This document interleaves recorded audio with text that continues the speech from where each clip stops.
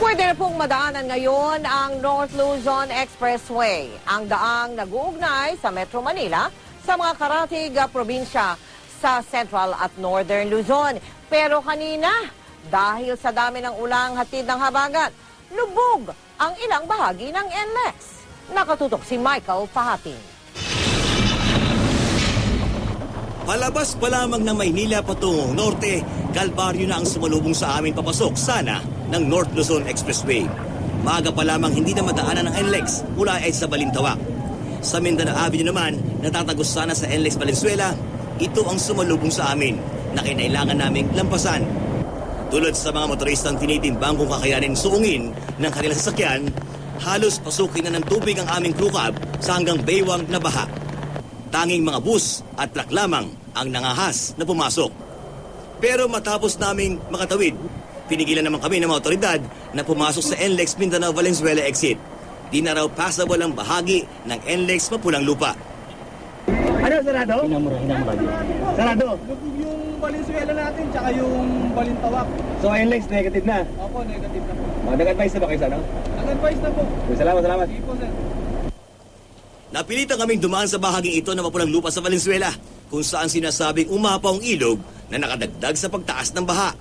Sinundan namin ang truck na ito sa pagsuong para makabawa sa dulot nitong alon. Pero nang marating ang bahagi ng NLEX sa Malinta, ito ang tumambad sa amin. Nawala na ang daan ng expressway at tila napalitan ng lawa. Ang southbound lane hanggang leeg ang baha. Ang northbound lane naman hanggang dibdib. Dalawang kotse ang nabalahaw. Ang ilang motorista lumangoy na. Itong NLEX, gaano kalalim yung sinulong nyo kanina doon? Hanggang dito po sa may kilikili. Dito na halos. So, walang sasakyan na pwedeng dumaan dyan, sa tingin nyo? Hindi pwede kasi... Kahit truck, no? Opo. Kahit truck. Anong gano'n oras umakita tubig na ito? Hindi ko po alam kasi Saan ka galing ngayon? Saan ka galing? doon gabi ka sa kabila. Doon sa Mapulang Lupa. Walang lupa. Tumawid ka lang dito. Dito ka pa tumawid sa may NLEX, ha? Hindi, punta sana kami doon kasi nasira yung pader ng NLEX. Yun, Nasira dahil? sa baha. Nag-iba? Parang eksena lang sa pelikula, ang mga tao parang mga evacuee na dikit-dikit na tumatawid. Ang iba, nakakapit pa sa mga fencing para di matangay ng tubig. Ang dami ng mga nakapila sa sakyan na naghihintay na humupa ang tubig, halos di mo na makita kung saan nagtatapos. Pero nang ibabaw pa rin ang likas na pagiging matulungin ng mga Pilipino. Ang vendor ng saging na ito, kahit lugi na sa kanyang negosyo, nakuha pang magbigay sa mga na-stranded. Kunting kita, parang isang bag sa presyo na masama tulong mga tao lang. Mabenta lang din, ano? Opo, para maubos lang to. Para makatulong mga mahirap, baka ano. Minsan, baka may sobra-sobra, pamimigin ng mga tao rin. Buti pa lang kalooban mo. Ganyan na lang to. Pinagdaanan ko rin po yung boss. Bandang hapon ang mga nais na makauwi tulad sa mga empleyadong nakapasok na sa kanilang mga trabaho bago pa ipahayag na kinansela na ng gobyerno.